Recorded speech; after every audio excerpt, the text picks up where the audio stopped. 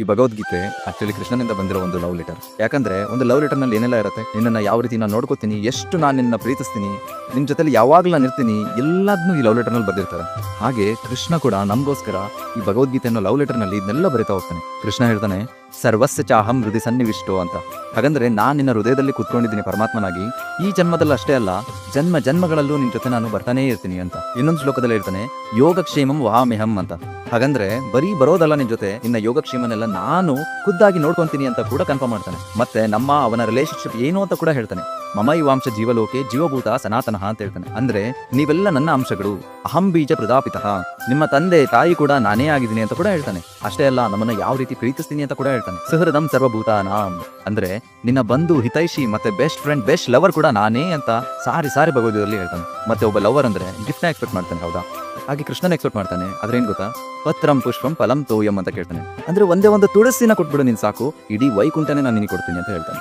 ಅದೇ ನೋಡಿ, ಈ ವರ್ಲ್ಡ್ ಅಲ್ಲಿ ಇವನ್ ಡೈಮಂಡ್ ನೆಕ್ಲೆಸ್ ಕೊಟ್ಟರು ಕೂಡ ಅದು ಕಮ್ಮಿ ಅಂತ ಭಾವಿಸ್ತಾರೆ ಹೊರತು ಅದನ್ನ ನಮ್ಮ ಪ್ರೀತಿ ಅಂತ ಯಾವತ್ತೂ ನೋಡೋದಿಲ್ಲ. ಅಷ್ಟೇ ಅಲ್ಲ, ಈ ಕಾಮ ಕ್ರೋಧ ಲೋಭ ಮದ ಮತ್ಸರ್ಯ ಇವೆಲ್ಲ ಕೆಟ್ಟ ಗುಣಗಳು, ಇವನ್ನೆಲ್ಲ ಬಿಡಿ ಅಂತ ಹೇಳ್ತಾನೆ.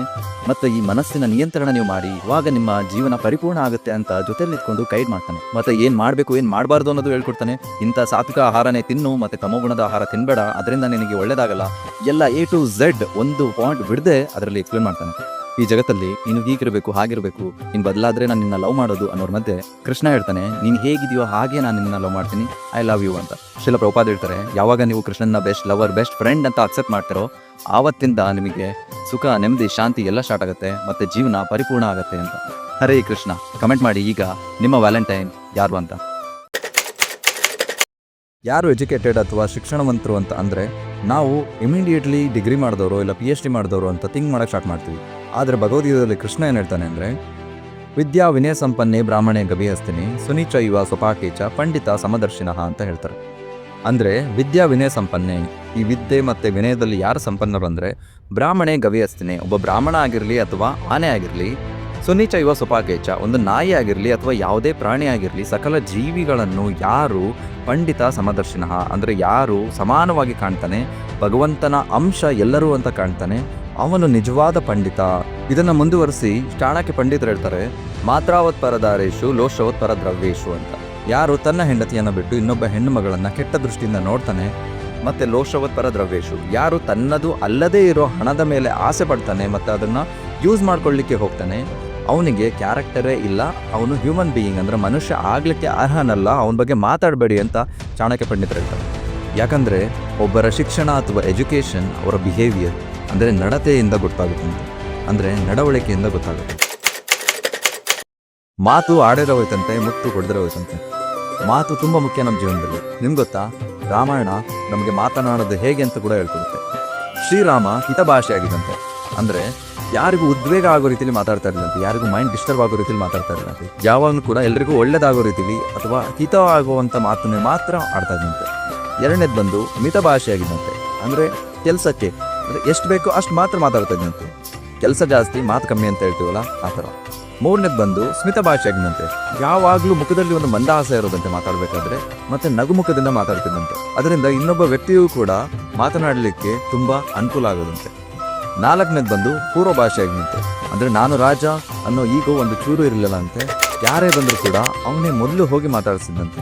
ನಾವೆಲ್ಲ ನೋಡ್ಬೋದು, ಇನ್ನೊಬ್ಬ ಮಾತಾಡಿಸ್ಲಿ ಅಂತಾನೆ ಕಾಯ್ತಾ ಇರ್ತೀವಿ, ಯಾಕಂದರೆ ನಮ್ಗೆ ತುಂಬ ಈಗೋ ಇರುತ್ತೆ. ಆದರೆ ರಾಮಚಂದ್ರನಿಗೆ ಯಾವುದೇ ರೀತಿಯಲ್ಲಿ ಈಗೋ ಇರಲಿಲ್ಲಂತೆ, ತಾನೇ ರಾಜ ಆಗಿದ್ರೂ ಕೂಡ ಇನ್ನೊಬ್ರನ್ನ ಅವನೇ ಹೋಗಿ ಮಾತಾಡ್ಸೋಣಂತೆ. ಈ ಥರ ರಾಮಚಂದ್ರ ನಮಗೆ ಹೇಳ್ಕೊಡ್ತಾ ಇರೋದು ಹಿತಭಾಷೆ ಆಗಬೇಕು, ಮಿತಭಾಷೆ ಆಗಬೇಕು, ಸ್ಮಿತ ಭಾಷೆ ಆಗಬೇಕು, ಮತ್ತು ಪೂರ್ವ ಭಾಷೆ ಆಗಬೇಕು ಅಂತ. ಮತ್ತು ಶ್ರೀಕೃಷ್ಣ ಪರಮಾತ್ಮನು ಕೂಡ ಭಗವದ್ಗೀತೆಯಲ್ಲಿ ಅದನ್ನೇ ಹೇಳ್ತಾನೆ, ಯಾವ ರೀತಿ ನಾವು ಮಾತಾಡಬೇಕು ಅಂತ. ಅನುದ್ವೇಗ ಕರಂ ವಾಕ್ಯಂ ಸತ್ಯಂ ಪ್ರಿಯಹಿತಂ ಚಯತ್ ಸ್ವಾಧ್ಯಾಯ ಅಭ್ಯಾಸನಂ ಚೈವ ವಾನ್ಮಯಂ ತಪ ಉಚ್ಯತೆ ಅಂತ ಹೇಳ್ತಾರೆ. ಅಂದರೆ ಅನುದ್ವೇಗ ಕರಂ ಅಂದರೆ ಯಾರಿಗೂ ಉದ್ವೇಗವನ್ನು ಉಂಟು ಮಾಡೋ ಮಾತಾಗಿರಬಾರ್ದು ನಮ್ಮದು. ಸತ್ಯಂ ಅಂದರೆ ಯಾವಾಗಲೂ ಸತ್ಯವನ್ನು ಮಾತಾಡಬೇಕು, ಇನ್ನೊಬ್ಬರನ್ನ ಇಂಪ್ರೆಸ್ ಮಾಡಲಿಕ್ಕೆ ಯಾವತ್ತೂ ಸುಳ್ಳನ್ನ ಮಾತಾಡಬಾರ್ದು. ಪ್ರಿಯಹಿತಂ ಅಂದರೆ ಎಲ್ರಿಗೂ ಒಳ್ಳೆಯದಾಗಿರೋ ಹಿತವಾಗಿರೋ ಮಾತನಾಡಬೇಕು. ಅಂದರೆ ಪ್ರಭುಪಾದರು ಹೇಳ್ತಾರೆ, ಯಾವಾಗಲೂ ಕೃಷ್ಣನ ಬಗ್ಗೆ ಮಾತಾಡಿ ಎಲ್ರಿಗೂ ಒಳ್ಳೆಯದಾಗಿರೋ ಮಾತೇ ಆಗಿರುತ್ತೆ ಅಂತ.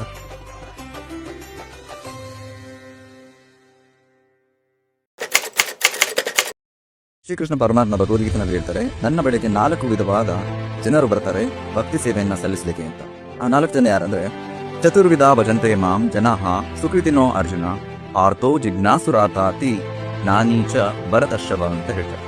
ಅಂದ್ರೆ ಒಂದೇ ಅವ್ರು ಬಂದ್ಬಿಟ್ಟು ಆರ್ತಃ ದುಃಖಿ, ಅಂದ್ರೆ ಅವರು ತುಂಬಾ ಲೈಫಲ್ಲಿ ಫ್ರಸ್ಟ್ರೇಟ್ ಆಗಿರ್ತಾರೆ, ಡಿಪ್ರೆಸ್ಡ್ ಆಗಿರ್ತಾರೆ, ಪ್ರಾಬ್ಲಮ್ಸ್ ಇಂದ ಕಂಗೆಟ್ಟೋಗಿರ್ತಾರೆ. ಅವರು ಶ್ರೀಕೃಷ್ಣನ ಪಾದ ಕಮಲಗಳಲ್ಲಿ ಶಾಂತಿಯನ್ನ ಅರಸಿ ಬರ್ತಾರೆ. ಎರಡನೇ ಬಂದ್ಬಿಟ್ಟು ಜಿಜ್ಞಾಸುರರು ಅಂದ್ರೆ ಅವರಿಗೆ ತುಂಬಾ ಪ್ರಶ್ನೆಗಳಿರುತ್ತೆ, ಕ್ವಶನ್ಸ್ಗಳಿರುತ್ತೆ.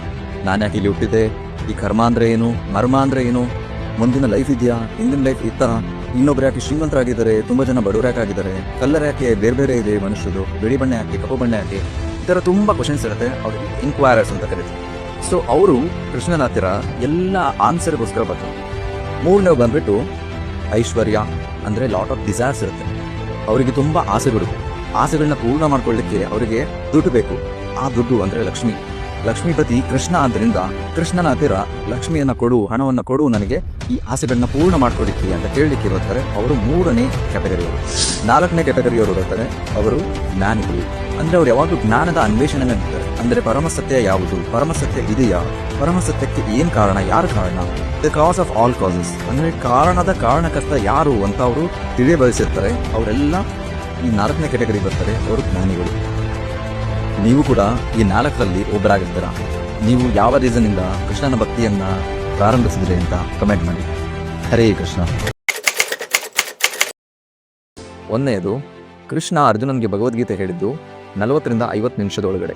ಎರಡನೇದು, ಭಗವದ್ಗೀತೆ ಕೃಷ್ಣ ಅರ್ಜುನನ್ಗೆ ಮೊದಲು ಹೇಳಿದ್ದು ಅವಾಗಿಂದನೇ ಸ್ಟಾರ್ಟ್ ಆಗಿದ್ದು ಭಗವದ್ಗೀತೆ ಅಂತ ನಾವು ತಿಳ್ಕೊಂಡಿದ್ವಿ. ಆದರೆ ಭಗವದ್ಗೀತೆ ಎಲ್ಲ ಕಾಲದಲ್ಲೂ ಇತ್ತು. ಮತ್ತೆ ಕೃಷ್ಣ ಮೊದಲ ಬಾರಿಗೆ ಸೂರ್ಯದೇವನಿಗೆ ಅವನು ಭಗವದ್ಗೀತೆ ಹೇಳಿದ್ದು. ಸೂರ್ಯದೇವನ ಹೆಸರು ಅವಾಗ ವಿವಸ್ವಾನ್ ಅಂತ ಇತ್ತು. ವಿವಸ್ವಾನ್ ಮತ್ತೆ ಮನುಗೆ ಹೇಳ್ತಾನೆ, ಮನು ಇಶ್ವಾಕುಗೆ ಹೇಳ್ತಾನೆ. ಭಗವದ್ಗೀತೆ ಒಂದು ಹಿಂದೂ ಗ್ರಂಥ ಅಂತ ಎಲ್ಲರೂ ತಿಳ್ಕೊತಾರೆ. ಆದರೆ ಸರ್ಪ್ರೈಸಿಂಗ್ಲಿ ಇಡೀ ಭಗವದ್ಗೀತೆಯ 700 ಶ್ಲೋಕದಲ್ಲಿ ನೀವು ತಗೊಂಡ್ರೆ ಹಿಂದೂ ಅನ್ನೋ ವರ್ಡು ಮೆನ್ಷನ್ನೇ ಆಗಿಲ್ಲ. ನಾಲ್ಕನೇದು, ಭಗವದ್ಗೀತನ ಇಂಥ ಟೈಮಲ್ಲೇ ಓದಬೇಕಾ ಅಂತ ತುಂಬ ಜನಕ್ಕೆ ಡೌಟ್ ಇರುತ್ತೆ. ಹೌದು, ಎಂಥ ಟೈಮಲ್ಲಾದರೂ ಓದ್ಬೋದು, ಎಂಥ ಪರಿಸ್ಥಿತಿನಲ್ಲಾದರೂ ಓದ್ಬೋದು. ಆಚಾರ್ಯರೆಲ್ಲ ಹೇಳ್ತಾರೆ, ಇವನ್ ಸಾವಿನ ಮನೆಯಲ್ಲೂ ಕೂಡ ಭಗವದ್ಗೀತೆನ ಓದಬೇಕು ಅಂತ. ಯಾಕಂದರೆ ಭಗವದ್ಗೀತೆನ ಕೃಷ್ಣ ಹೇಳಿದ್ದು ಕೂಡ ಯುದ್ಧ ಭೂಮಿ, ಎಲ್ಲಿ ಮೂಳೆ ಮಾಂಸ ರಕ್ತಗಳ ಚೆಲ್ಲಾಟ ಆಗಿ ಯುದ್ಧ ಭೂಮಿಯಲ್ಲಿತ್ತು, ಅಲ್ಲೇ ಕೃಷ್ಣ ಅರ್ಜುನನ್ಗೆ ಭಗವದ್ಗೀತೆ ಬೋಧಿಸಿದ್ದು. ಈ ಜ್ಞಾನಕ್ಕೆ ಪರಿಮಿತಿ ಇಲ್ಲ, ಅಪರಿಮಿತವಾದ ಅಲೌಕಿಕ ಜ್ಞಾನ. ಹಾಗಾಗಿ ಎಷ್ಟೊತ್ತಿನಲ್ಲಿ ಬೇಕಾದರೂ ಮತ್ತೆ ಯಾವ ಪರಿಸ್ಥಿತಿನಲ್ಲಿ ಕೂಡ ನಾವು ಓದ್ಬೋದು. ಐದನೇದು, ಭಗವದ್ಗೀತೆನಲ್ಲಿ ಕೃಷ್ಣ ಮಾತ್ರ ಸ್ಪೀಕರ್ ಅಲ್ಲ, 4 ಜನ ಸ್ಪೀಕರ್ ಇದ್ದಾರೆ. ಒಂದು ಕೃಷ್ಣ, ಎರಡನೇದು ಅರ್ಜುನ, ಮೂರನೇದು ಧೃತರಾಷ್ಟ್ರ, ನಾಲ್ಕನೇದು ಸಂಜಯ. ಭಗವಂತನಿಗೆ ಆಕಾರ ಐತಿಯೋ ಇಲ್ಲ ನಿರಾಕಾರನೋ ಅಂತ ಪ್ರಶ್ನೆ ಬರುತ್ತೆ. ಈ ಪ್ರಶ್ನೆಗೆ ವಿಶ್ವಗುರು ಶ್ರೀಲ ಪ್ರಭುಪಾದರು ತುಂಬಾ ಚೆನ್ನಾಗಿ ಆನ್ಸರ್ ಮಾಡ್ತಾರೆ. ಒಬ್ರು ಹೋಗಿ ಪ್ರಭುಪಾದರಿಗೆ ಹೇಳ್ತಾರೆ, ಪ್ರಭುಪಾದ್, ಈ ಭಗವಂತ ನಿರಾಕಾರನ ಅಂತ. ಪ್ರಭುಪಾದರು ಹೇಳ್ತಾರೆ, ಹೌದು, ಒಂದು ಮಟ್ಟಿಗೆ ನಿರಾಕಾರನೇ ಅಂತ. ಹೇಗೆ ಅಂತ ಕೇಳಿದಾಗ ಅವ್ರು ಹೇಳ್ತಾರೆ, ಯಾಕಂದ್ರೆ ಭಗವಂತನಿಗೆ ನಿಮ್ಮ ರೀತಿ ಅಲ್ಲ ಆಕಾರ ಇರೋದು, ಅವನ ಆಕಾರನೇ ಬೇರೆ, ಅದಕ್ಕೆ ಅವನು ನಿರಾಕಾರ.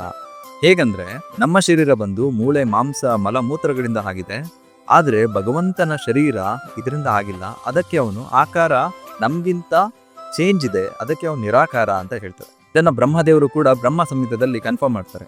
ಈಶ್ವರ ಪರಮಃ ಕೃಷ್ಣ ಸಚ್ಚಿದಾನಂದ ವಿಗ್ರಹ ಅಂತ ಹೇಳ್ತಾರೆ. ಭಗವಂತ ಸತ್ ಶಾಶ್ವತ ದೇಹದವನಾದ್ರೆ ನಮ್ಮ ದೇಹ ಅಶಾಶ್ವತ ಅಸತ್. ಭಗವಂತ ಚಿತ್ ಅಂದ್ರೆ ಸಂಪೂರ್ಣ ಜ್ಞಾನದವನಾದ್ರೆ ನಾವು ಅಚಿತ್, ಅಂದ್ರೆ ನಮಗೆ ಅಜ್ಞಾನ ಕೌದಿರುತ್ತೆ, ಅದಕ್ಕೆ ನಾವು ಓಂ ಅಜ್ಞಾನ ತಿಮಿರಂದಸ್ಯ ಅಂತ ಗುರುಗಳಿಗೆ ಪ್ರೇ ಮಾಡ್ತೀವಿ. ಅಂದ್ರೆ ಈ ಅಜ್ಞಾನವನ್ನ ತೆಗೆದು ಹಾಕಿ ಅಂತ. ಮತ್ತು ಭಗವಂತನ ಬಾಡಿ ಆನಂದ ಆದರೆ ನಮ್ದು ನಿರಾನಂದ. ಯಾಕಂದ್ರೆ ಹುಟ್ಟಿನಿಂದ ಸಾವಿನ ತನಕ ನಮಗೆ ಯಾವಾಗ್ಲೂ ಈ ಕಷ್ಟನೇ ಕೊಡ್ತಿರುತ್ತೆ, ದುಃಖನೇ ಕೊಡ್ತಿರುತ್ತೆ ಈ ದೇಹ. ಹಾಗಾಗಿ ನಮ್ದು ನಿರಾನಂದ, ಅವಂದು ಫುಲ್ ಆಫ್ ಆನಂದ. ಇದನ್ನ ಕೃಷ್ಣ ಭಗವದ್ಗೀತೆನಲ್ಲೂ ಕೂಡ ಕನ್ಫರ್ಮ್ ಮಾಡ್ತಾನೆ. ಅವಜಾನಂತಿ ಮಾಮೂಢ ಅಂತ ಹೇಳ್ತಾನೆ. ಹಂಗಂದ್ರೆ ನಾನು ಧರ್ಮ ಸಂಸ್ಥಾಪನೆಗಾಗಿ ಮನುಷ್ಯ ಜನ್ಮದಲ್ಲಿ ಬಂದಾಗ ಯಾರು ನನ್ನನ್ನ ಸಾಮಾನ್ಯ ಮನುಷ್ಯ ಅಂತ ಪರಿಗಣಿಸ್ತಾರೋ, ಅಂದ್ರೆ ನನ್ನ ದೇಹವು ಅವರ ದೇಹದಂತೆ ಇದೆ ಅಂತ ಯಾರು ಭಾವಿಸ್ತಾರೋ ಅವರು ಮೂಢ, ಅಂದ್ರೆ ಅವರು ಮೌಢ್ಯರು ಅಂತ ಬೈತಾನೆ. ಸೊ ಹಾಗಾಗಿ ಭಗವಂತನಿಗೆ ಆಕಾರ ಇದೆ, ಆದ್ರೆ ನಮ್ಮ ತರ ಆಕಾರ ಅಲ್ಲ, ಅವನದು ಸಚ್ಚಿದಾನಂದ ವಿಗ್ರಹ ಶರೀರ ಅಂತ.